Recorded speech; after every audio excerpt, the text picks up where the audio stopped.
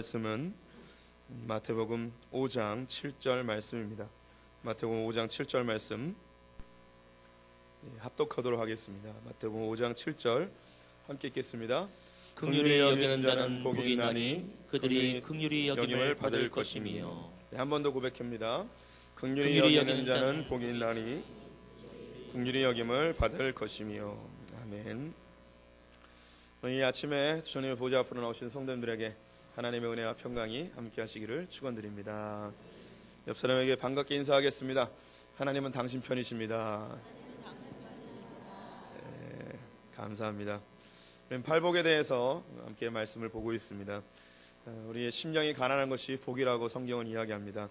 우리의 궁핍과 우리의 결핍이 하나님께로 나아가는 통로가 되어지기 때문에 하나님의 채우심을 경험할 수 있는 좋은 도구이기 때문에 이것이 분명 우리의 복인 줄 믿습니다. 또한 애통함이 우리에게 복입니다. 우리가 눈물 질 때 하나님께서 우리의 친구 되어 주시고 또 살아계심을 경험케 하며 또 우리를 위로하시는 하나님을 경험하게 되어지죠. 우리 안에 애통할 수 있는 주님 앞에 나와 애통할 수 있다는 것이 그 누군가에게 우리의 속마음을 이야기할 수 있다는 것이 큰 복인 줄 믿습니다. 또 더불어 온유한 자가 복이 있습니다. 온유하다는 것은 자기에게 주어진 기업을 잘 지키며 하나님께서 위기와 또 갈등 사이 속에서 어떻게 일하시는지 잠잠히 바라보는 것입니다. 하나님의 성품을 닮아가는 우리 성도님들 또 닮기를 열망하시는 것이 복인 줄 믿습니다. 또 의에 줄이고 목마른 것은 예수 그리스도를 닮아가는 것이고 그 주님의 십자가를 쫓아가는 것이죠. 그럴 마음이 우리 안에 있다면 이것이 큰 복인 줄 믿습니다. 오늘은 다섯 번째 복, 긍휼히 여기는 자에 대해서 함께 말씀을 보도록 하겠습니다.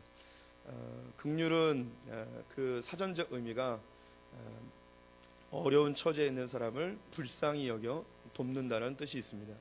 어려운 사람에 대해서 불쌍히 여기는 마음은 누구나 가질 수 있습니다. 악한 사람들도 누군가 죽어가고 있거나 혹은 아파하고 있으면 긍휼한 마음이 들게 됩니다. 이 불쌍히 여기는 마음이 들게 되죠. 그런데 이 긍휼의 뜻에는 불쌍히 여기어서 돕는다까지 있습니다. 그래서 뒤에 행함이 반드시 따라오게 되어 있습니다. 긍휼이라는 단어는 단순히 불쌍히 여기는 감정적인 언어가 아니고요.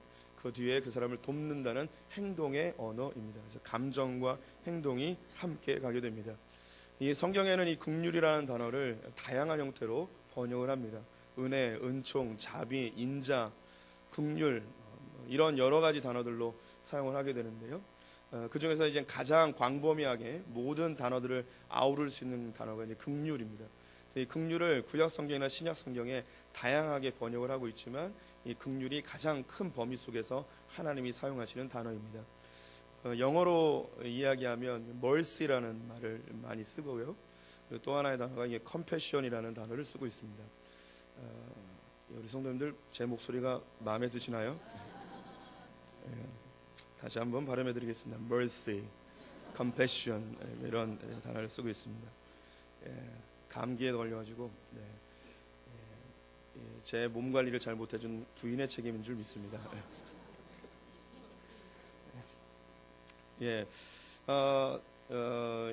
그 긍휼이라는 단어를 그대로 가지고 온 단체가 있어요. 컴패션이라는 단체인데요. 이 단체의 홍보 영상을 보면 긍휼이 무엇인지 가장 잘 설명을 해주고 있습니다. 그래서 특정 단체의 홍보 영상을 보여드리는 것이 적합하진 않을 수 있지만 이해를 돕기 위하여 또 혹시 감동이 되시는 분은 컴패션에 물질을 흘려보낼 수 있는 또 계기가 될 수도 있을 것 같네요. 우리 저희 컴패션에 대한 홍보 영상 잠깐 보고 설교 이어가도록 하겠습니다.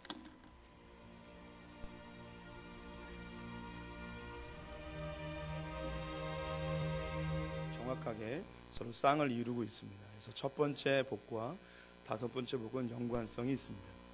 그래서 긍휼이라는 것은 무엇이냐면 내가 심령이 가난해져서 그리고 실제로 가난해져서 하나님께서 나로 하여금 복 주셔서 나를 부유케 하시고 나에게 은혜 주셔서 나를 회복하시고 나를 채워주심에 대하여 감사하는 마음, 은혜를 깨달은 마음을 가지고 나와 같은 처지에 있었던 그 사람들에게 내가 받은 이 긍휼함을 내 은혜를 나누어 주는 것을 긍휼이라고 이야기를 하는 것입니다. 그래서 이 컴패션이라는 단체 전쟁 이후에 한국의 많은 고아들과 굶주린 아이들을 위해서 한 목사님이 시작한 이 컴패션이라는 긍휼이라는 단체는 하나님께로 받은 그 은혜를 이 한국 땅 가운데 흘려보낸 귀한 단체입니다. 이제 한국은 세계에서 가장 잘 사는 나라 중에 하나가 되었습니다. 그래서 전 세계에 여전히 굶주린, 그리고 50년 전에 있었던 우리 한국의 모습과 동일한 그들을 이 단체는 지금도 긍휼의 마음을 가지고 하나님의 복을 흘려보내는 일을 하고 있습니다. 그래서 우리 성도님들이 하나님께로부터 받은 이 복을, 이 긍휼함을, 그 은혜를 누군가에게 흘려보내는 것, 이것이 바로 긍휼이라고 이야기하는 것입니다. 이 세상은요, 긍휼하지 않습니다. 이 세상은 누군가를 섬기고 도울 때에 대가를 기대하고 돕습니다. 이 세상에는 모든 종교들은 선행을 강조합니다. 근데 선행의 목적이 뭐냐면 구원입니다. 즉 내가 선행을 하면 거기에 대한 대가로 내가 뭘 받기 때문에 선행을 하게 됩니다. 모든 종교가 그렇습니다. 그런데 유독 기독교만큼은 이 시스템을 벗어납니다. 우리는 이미 하나님께 받은 은혜가 많습니다. 복이 많습니다. 이 복에 대하여 우리가 반응하는 것으로 선행이나 각종 우리가 하나님의 뜻을 이루어가는 것이지, 하나님께 복을 얻기 위하여 우리가 무엇인가 행하는 자들이 결코 아닙니다. 교회를 봉사를 할 때도 마찬가지입니다. 복받기 위해 봉사하는 게 아닙니다. 전도할 때도 복받기 위해 전도하는 것이 아닙니다. 이미 받은 복이 너무 많기 때문에 하나님께 빚진 자의 심정으로, 그래서 빚을 갚아야 하기 때문에 선행도 하고 봉사도 하고 섬기고 사역하고 전도하고 선교하고 하게 되는 것이죠. 이 세상은 긍휼을 알지 못합니다. 받으면 그냥 끝입니다. 돌려주지 않습니다. 그리고 또한 무엇인가 도왔다면 그 사람이 나에게 다시 돌려주기를 기대하는 마음을 갖고 있습니다. 하나님께서는 우리에게 뭐라 이야기하는가? 너희들이 가난한 자였다, 결핍이 있는 자였다, 내가 너를 긍휼히 여겨 내가 너를 채워주었다. 우리에게 요구하십니다. 너도 동일하게 긍휼히 여겨 주어라. 그러면 그 다음이 있습니다. 하나님께서 우리를 다시 긍휼하게 여겨 주신다는 것입니다. 이것이 바로 은혜의 선순환이라고 이야기하는 것입니다. 하나님이 나에게 먼저 은혜를 베풀어 주셨어요. 그럼 내가 다시 은혜를 베풀어 줍니다. 그럼 이 사람이 내게 돌려주는 것이 아니고 누가 나를 기억해 주시냐면 하나님이 나를 기억해 주시는 것입니다. 그래서 끊임없이 아래로 흘러가는 것, 이것이 바로 하나님 나라의 질서입니다. 이 세상은요, 내가 누군가에게 줘요, 흘려보내죠. 그러면 기대합니다. 다시 자기에게로 돌아올 것을. 이게 세상의 마인드예요. 상향성의 마인드죠. 하지만 하나님 나라는 끊임없이 밑으로 흘려보내는 마인드입니다. 우리 성도님들, 하나님께서 내게 주신 복들을 세워보시기 바랍니다. 이 받은 복이 많다고 생각되신다면 누군가에게서 흘려보내셔야만 하는 것이죠. 이 세상은 그 처지가 어렵고 힘든 사람에 대하여서 함께 동참하여 그들을 도와주기보다는 오히려 그들을 등쳐먹는 경우가 많이 있습니다. 벼룩의 간을 빼먹는다는 이야기 있죠. 탈북자들이 두만강과 압록강을 건너서 한국까지 오는데 많은 재정이 필요합니다. 북한이 얼마나 못 사는지 아시죠? 그들이 이렇게 저렇게 돈을 모아서 브로커에게 자기를 구해달라고 돈을 주면 많은 브로커들이 돈만 가지고 날라버리는 경우들이 있습니다. 우여곡절 속에 한국에 옵니다. 이 탈북자들이. 더 안타까운 건 뭐냐면 이미 들어와 있는 탈북자들에 의해서 또 그들이 정착금을 다 빼앗기는 경우들도 굉장히 많이 있습니다. 이민자 사회를 좀 아시는 분들은 아시겠지만 한국 사람들이 많은 돈을 가지고 이민을 가게 되면 거의 대부분 사기를 당합니다. 누구에게 당하느냐? 한국 사람에게 당하게 되어 있습니다. 그 처지를 잘 아는 사람들이 그 안타까움을 이용하여서 그들의 것을 빼앗아가는 경우가 많이 있죠. 요즘 보이스피싱이 난리입니다. 보이스피싱의 대상자들이 정보가 어떻게 유출되냐? 은행에 가서 대출을 받으려 하는데 거절당합니다. 근데 이 정보가 고스란히 보이스피싱 조직에게 넘어간다고 합니다. 그러면 그 전화가 와요. 다급한 마음에 이 전화를 덥석 믿어버리고 얼마 갖고 있지 않은 재정마저도 그 통장으로 보내버리는 일이 비일비재한 것을 우리가 또 잘 알고 있습니다. 이렇게 세상은요, 연약하고 그 안타까운 처지에 있는 사람들을 돕거나 함께 해주지는 못할 만정 그들의 것을 빼앗는 그런 악한 세대에 우리가 살아가고 있습니다. 그럼 점점점 세상은 더 어두워지고요, 살기가 더 각박해지는 그런 세상이 되어져 가죠. 하나님 나라는 죽어서 가는 그런 나라가 아닙니다. 지금 이 땅 가운데 이루어져야 될 나라이고, 또 완벽하지 않은 이 나라가 죽어서 완벽하게 맛보게 되어지는 것이죠. 우리 성도님들 누군가를 긍휼히 여겨준다면 이 땅에 하나님 나라가 임하게 되어질 것이며, 또 우리가 손해본 것 같았지만 하나님께서 우리에게 더 채워주시는 줄 믿으시길 바랍니다. 성경에 긍휼을 베푸는 사람들이 굉장히 많이 있지만 가장 대표적인 인물을 꼽으라면 다윗을 뽑고 싶습니다. 다윗은 어린 시절부터 부모님에게 철저하게 무시당하고 어두운 세월들을 보냈습니다. 하지만 골리앗을 무찌르고 군대 장관이 되어지고 다윗의 사위가 되어져서 승승장구하게 되었습니다. 하지만 사울은 이 다윗의 모습을 시기 질투하여서 죽이려고 하였죠. 다윗이 여러 번 죽을 고비를 넘기게 되었습니다. 그때에 가장 결정적으로 그를 도와줬던 사람이 있는데 바로 사울의 아들이었고 또 왕자였죠. 하지만 다윗의 친한 친구였던 요나단이었습니다. 요나단의 도움이 없었다면 이 다윗은 목숨을 유지할 수 없었을 것입니다. 이 요나단이 아버지 사울과 함께 블레셋과 전쟁하다가 그 안타깝게 죽게 되어졌죠. 이 요나단의 죽음에 대해서 다윗은 너무나 슬퍼했는데요. 그 왕위에 오르게 되었습니다. 사울의 가문들이 다 축출되었는데 유독 한 사람이 남았습니다. 그런 무비보셋이라는 사람인데요. 요나단의 아들이었습니다. 요나단의 아들에 대해서는 그가 대적의 아들이었지만 그를 품기로 결정합니다. 왜냐하면 그가 요나단으로부터 받았던 은혜가 있었기 때문입니다. 무비보셋에 대하여 이렇게 고백을 하며 그를 품어줍니다. 사무엘하 9장 7절 말씀을 같이 한번 읽어보겠습니다. 다윗이 그에게 이르되 무서워하지 말라. 내가 반드시 내 아버지 요나단으로 말미암아 내게 은총을 베풀리라. 내가 내 할아버지 사울의 모든 밭을 다 내게 도로 주겠고 또 너는 항상 내 상에서 떡을 먹을지니라 하니. 다윗이 무비보셋에게 은총을 베푼다고 이야기합니다. 그의 할아버지 사울의 기업을 모두 돌려주고 그리고 그를 다윗의 아들처럼 왕자의 지위를 회복하여서 그와 함께 식탁을 대하도록 이야기합니다. 이 다윗은 자신이 받았던 이 은혜에 대하여 갚을 줄 아는 사람이었습니다. 이 무비보셋은 말에서 떨어져 하반시가 마비된 사람이었습니다. 이 무비보셋을 잘해준다고 하여서 그에게 돌아오는 건 아무것도 없습니다. 그를 돌봐주고 기업을 돌려주고 그를 자기 아들처럼 세워주는 이 멋진 모습은 은혜를 아는 자였기 때문입니다. 그가 긍휼을 경험했기 때문에 긍휼을 베푸는 자가 되어졌죠. 그렇다면 이 긍휼이 다시 이 다윗에게 어떻게 돌아오는가? 하나님을 통하여서 돌아오게 됩니다. 그 이후에 다윗은 큰 범죄를 저지르게 됩니다. 우리아의 아내 밧세바를 범하게 되어지고요.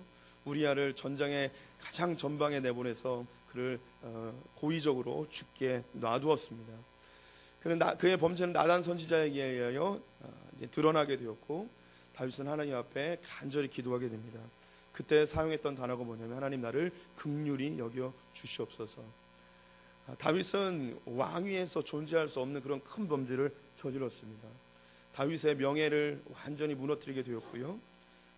또한 하나님 앞에서 그는 정직하지 못한 모습을 보이게 되었습니다. 하지만 긍휼을 베풀었던 다윗을 하나님께서 다시 긍휼을 베풀어 주십니다.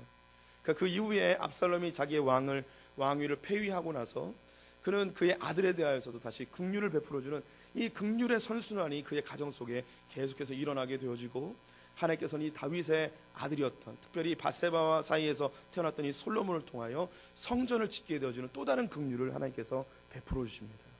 이 긍휼은 또 다른 긍휼을 낳게 되어집니다. 하나님께서 사람을 통하여서 회복되지 못했던 이 긍휼을 하나님이 계속해서 갚아주시는 이 은혜의 선순환을 우리 성도님들이 기억해 주셨으면 좋겠습니다. 이 긍휼은 불쌍히 여기는 마음과 함께 행동이 반드시 병행되어야 된다고 말씀을 드렸습니다. 이 행동이 병행되지 아니하였을 때에 이 긍휼은 긍휼이 아니에요. 야고보서에 이렇게 고백하고 있습니다. 야고보서 2장 13절과 14절 말씀 함께 읽어보도록 하겠습니다. 긍휼을 행하지 아니하는 자에게는 긍휼 없는 심판이 있으리라. 긍휼은 심판을 이기고 자랑하느니라. 내 형제들아, 만일 사람이 믿음이 있노라 하고 행함이 없으면 무슨 유익이 있으리요? 그 믿음이 능히 자기를 구원하겠느냐? 야고보 선생님은 우리에게 이야기합니다. 긍휼을 행하라고. 이 행함이 없는 믿음은 아무 유익이 없다고. 누구나 다 불쌍히 여길 수는 있습니다. 하지만 이 불쌍히 여기는 것에서 멈추지 않고 이것을 실천하고 그를 덮어주고 그를 채워주고 그에게 은혜를 베풀어주는 것이 바로 이 긍휼의 완성이 되는 것이죠. 이 긍휼의 완성에 대한 하나님의 메시지는 굉장히 많이 있습니다. 예수님의 비유 중에 1만 달란트 빚진 자의 비유가 있습니다. 한 사람이 1만 달란트를 빚졌습니다. 이것은 한 개인이 갚을 수 없는 엄청난 금액입니다. 예를 들어 우리 성도님들이 개인적으로 100억의 빚을 졌다고 해도 비슷하다고 이야기할 수 있습니다. 이 사람이 갚을 수 없는 상황이 됐는데 그 주인이 이것을 탕감해 주었습니다. 이 사람이 밖에 나가서 자기에게 100데나리온 우리로 이야기하면 한 몇백만 원 정도 빚을 진 사람의 멱살을 잡고 돈 갚으라고 싸우게 됩니다. 그리고 감옥에 집어넣으려고 합니다. 이 상황을 본 다른 종이 주인에게 이야기하자 1만 달란트 빚진 자를 끌고 와 감옥에 가둬버리는 일이 발생하게 됩니다. 이것이 우리에게 주는 메시지예요. 하나님께서 우리의 엄청난 죄를 용서해 주셨습니다. 우리는 죽을 수밖에 없는 자였고 지옥에 떨어져 불쏘시개로 쓰여질 만한 그런 엄청난 죄인들입니다. 우리 성도님, 내가 뭐 그렇게 큰 죄를 졌는가 라고 생각하시겠지만 하나님께서 우리의 죄를 기록하신다면 아마도 우리는 나 부끄러워서 주님 앞에 서지도 못하게 되어질 것입니다. 우리는 모두 다 죄인입니다. 죽을 수밖에 없는 죄인인데 주님이 우리를 살려주셨습니다. 엄청난 은혜를 맛본 자들입니다. 그래서 주님이 이 긍휼을 너희도 실천해 보라는 거죠. 어떻게 해요? 누군가 나에게 해를 끼치거나 나의 마음을 상하게 했을 때에 이 사람에 대하여서 긍휼을 베풀어 보라는 거예요. 내가 용서받은 것처럼 용서해 주라는 거죠. 덮어 주라는 거예요. 눈 감아 주라는 거죠. 하나님께서 우리에게 이것을 요구하고 계세요. 왜? 우리는 빚진 자이기 때문입니다. 하나님께서 이 세상 사람들을 다 착하게 만들면 좋을 텐데 그렇게는 하진 않으셨어요. 왜일까요? 성경에 놀라운 구절들이 있는데요. 로마서 11장 31절 32절 제가 읽어드리겠습니다. 이와 같이 이 사람들이 순종하지 아니하니 이는 너에게 베푸시는 긍휼로 이제 그들도 긍휼을 얻게 하려 하심이라. 하나님 모든 사람을 순종하지 아니하는 가운데 가두어 두심은 모든 사람에게 긍휼을 베풀려 하심이로다. 하나님께서 이 세상 사람들이 죄짓기 그냥 놔뒀대요.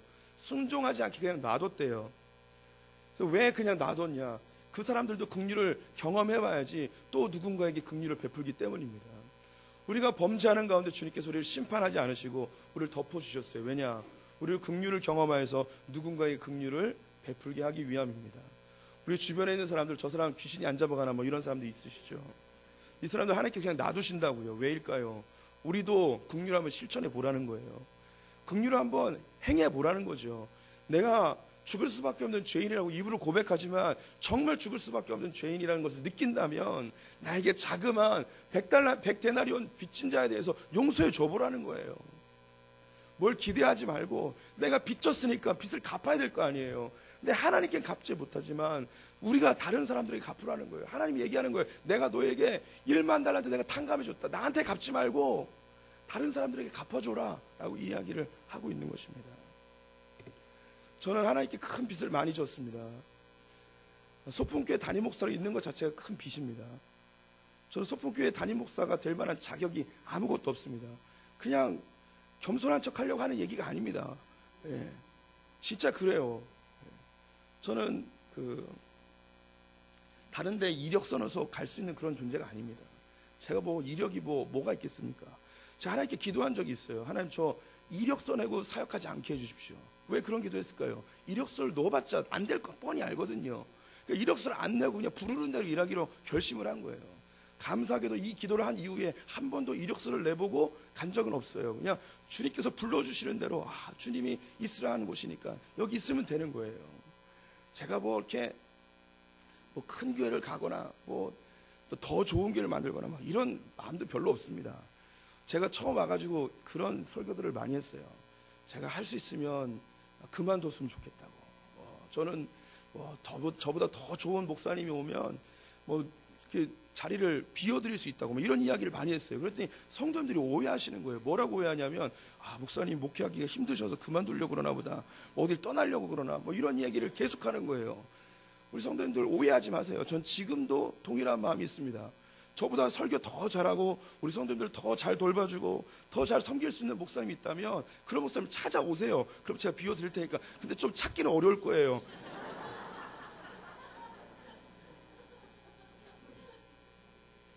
이런 분을 이렇게 그런 마음이 있어요. 그 종종 이야기하죠. 이 소풍교회는 제 옷에 제 몸에 걸맞는 교회는 아닌 것 같아요. 그냥 저보다 제 능력보다 너무 커요. 하나님 너무 큰 복을 주셨어요.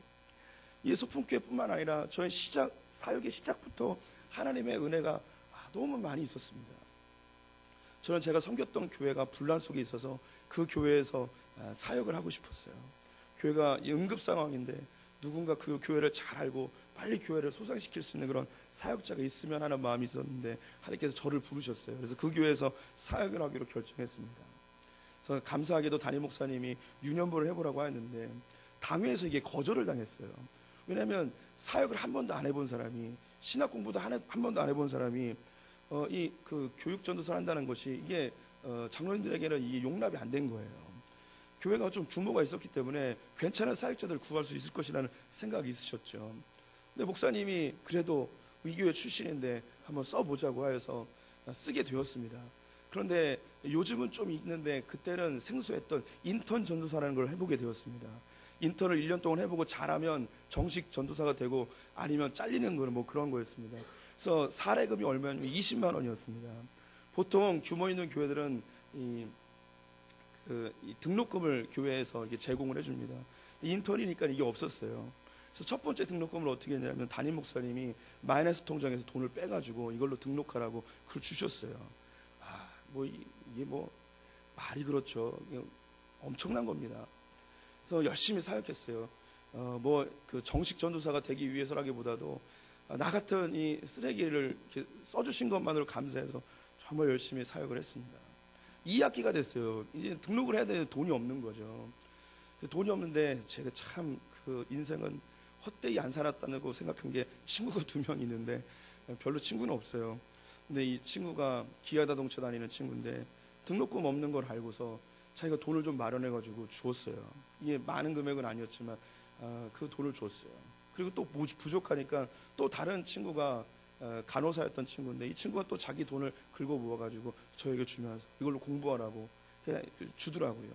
나중에 돈을 다시 좀 모아가지고 이 친구들에게 주려니까 용돈으로 쓰라고 그러면서 안 받더라고요. 이런 일들이 제 삶 가운데 있었습니다. 얼마나 감사하고 은혜로운지요. 그래서 저는요, 사역자를 대할 때 뭐 스펙 같은 거 안 봅니다. 제가 은혜를 받았기 때문에 나 같은 사람을 보면 이 사람 쓰고 싶은 거예요. 그 사람과 함께 일하고 싶고 복음에 열정이 있는데 뭐 좀 과장되게 이야기해서 다른 데 가면 써주지도 않을 것 같은 그런 그래서 우리 교회에 있는 사역자들이 그렇다는 게 아니고요. 우리 교회 사역자들은 어디든 가도 이렇게 잘 사용할 수 있는 분들이에요. 세계적인 사역자들이거든요. 그런 마음이 있어요. 제가 빚진 마음이 있기 때문에 이 사역자들에 대해서 그런 마음으로 대합니다. 그래서 일을 잘하고 못하고 뭐 그런 것보다도 하나님께서 우리에게 은혜를 주시면 우리가 은혜를 베풀면 긍휼히 여기면 누가 은혜를 준다고요? 하나님이 주시는 거예요. 우리가 그 처지가 불쌍하고 도움이 필요한 누군가를 돕게 되어지면 이 사람이 나에게 뭔가 대가를 지불해 주는 게 아니고요. 하나님 우리에게 긍휼히 여겨주신다고요. 이 은혜의 선순환을 우리가 알아야 돼요. 제가 소풍교회 담임 목사 된 것도 은혜예요. 권혁서 목사님이 저에게 이 자리를 마련해 주신 거 이 자체가 은혜예요. 하나님께서 어떻게 이런 교회를 제가 받고 사역을 할 수 있겠습니까? 제가 담임 목사가 되겠다는 결심을 하고 개척을 해야겠다고 생각을 했어요. 그래서 제가 송도에다가 개척을 하려고 생각을 했었습니다. 근데 이게 개척을 하고 하는데 제가 목회를 하면 아무도 안 올 것 같은 거예요. 왜냐하면 이런 설교를 누가 좋아하겠어요? 예수 믿어도 복 받는 거 아닙니다. 뭐 기도해도 별 효용 없습니다. 뭐 이런 설교하는데 누가 오겠어요? 누가 좋아하겠어요? 십자가를만 바라보고 삽시다. 뭐 이런 이야기만 하니까 안 올 것 같은 거예요. 그런데 우리 성도님들이 소풍교회 사람들이 일단 있는 거예요. 그래도 이상한 소리를 하더라도 딴 데 갈 데가 없으니까 그냥 일단 있는 거예요. 우리 교회는 정문이 있는데 후문이 없어요. 그래서 뭐 나갈 수가 없어요. 그냥 여기 그냥 갇혀 있는 거예요. 나가려고 그러니까 다른 사람 계속 밀려 들어오니까 나가지도 못하고 뭐 그런 교회예요. 그래서 듣다 보니까 맞는 것 같은 거예요. 듣다 보니까 이게 진리구나라는 걸 나중에서 이제 깨닫게 되는 거죠. 있으니까 깨닫죠. 제가 개척을 해봐요. 누가 오겠냐 말이죠. 정말 감사해요. 소풍교회 이렇게 부흥할 줄 누가 알았겠습니까? 이 산골짜기에 누가 찾아올 줄 알겠습니까? 우리 성도님들 소풍교회 어떻게 알았어요? 네. 다 이상한 분들이 다 알려줬어요. 다 다리 건너서 거기 뭐 소풍교회가 있다나 그 와가지고 빙빙 돌다가 못 찾아가고 그냥 가신 분들도 있어요. 너무 산골짜기에 있다 보니까. 매주마다 저는 이렇게 연수동에 있는 분들 감사해요. 문학터널까지 자기가 돈 내고 와요. 예. 왔다 갔다 하루에 1,600원씩. 연수동에서 오시는 분들 헌금 깎아드릴 거예요. 예. 예. 제가 인심 써서 2,000원씩 덜 내셔도 돼요. 예. 연수동에서 오시는 분들 밥 1,000원 안 내고 드셔도 돼요. 예. 예.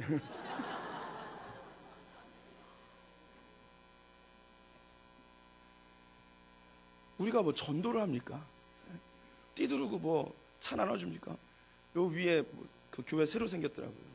요번 주에 이 앞에 지나가니까 집사님들이 눈 내리는데 추운데 띠두르고 호 불면서 커피 지나가는 사람 따주면서 교회 다녀보시라고 전도지 돌리고 있는 거예요. 우리 그런 거 해봤냐고요, 성도님들. 해봤냐고요. 교회 앞에 서가지고 커피 나눠준 적 있냐고요, 우리 교회가.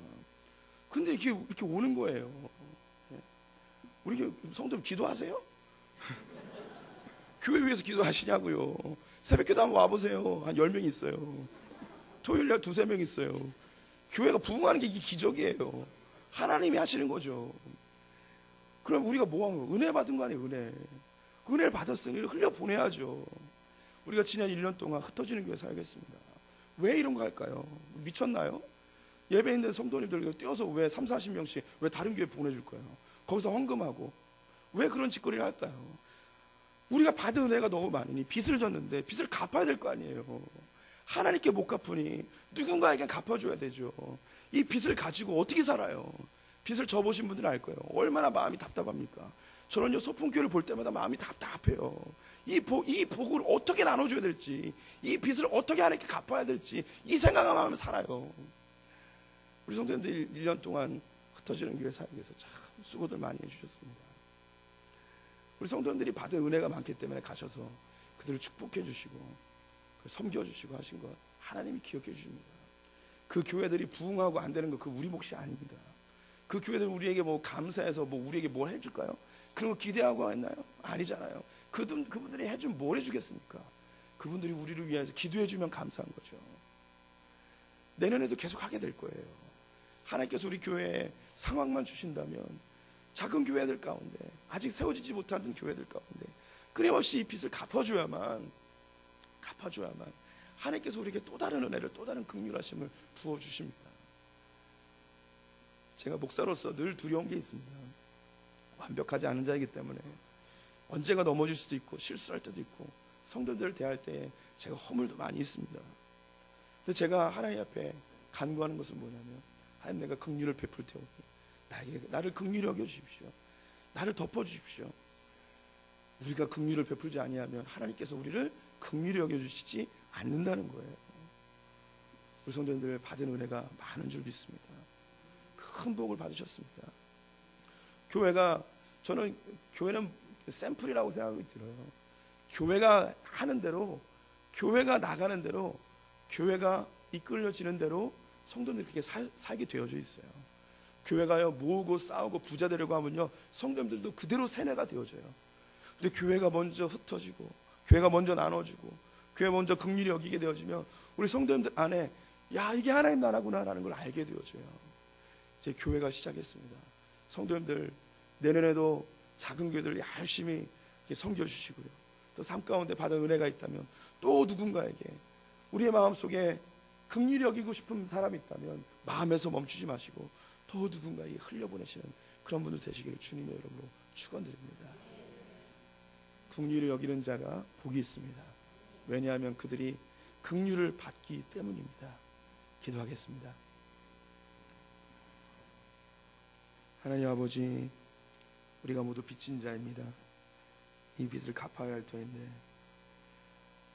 하나님 우리가 심령이 가난한 자를 발견하거든 그들에게 꼭 갚게 하여 주시옵소서. 하나님 소풍교회를 전혀 부흥할 만한 요소가 없는 교회임에도 불구하고 하나님께서 놀랍게 부흥시켜 주시니 감사합니다. 하나님 또 누군가의 눈에는 여전히 부족해 보이고 여전히 없는 것 같지만 뭐 그렇게 대단한 교회냐고 할 수 있겠지만 하나님 우리가 받은 것이 너무 많아 이 빚을 감당할 수 없어 누군가에게 갚길 원합니다.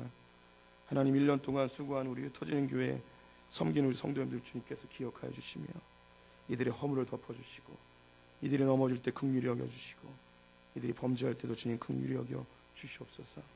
하나님 우리가 받은 이 복을 흘려보낼 때에 또 다른 복들이 우리 안에 채워질 줄 믿습니다. 하나님의 질서가 우리를 다스리게 하여 주시옵소서. 지금 우리 주 예수 그리스도의 은혜와 하나님 아버지의 무한하신 사랑과 성령의 교통하심이 내가 받은 복에 대하여 감사하며 이 빚진 마음을 누군가의 갚기로 결정한 소풍의 모든 성도들 가운데 지금부터 영원토록 함께 있을지어다. 아멘.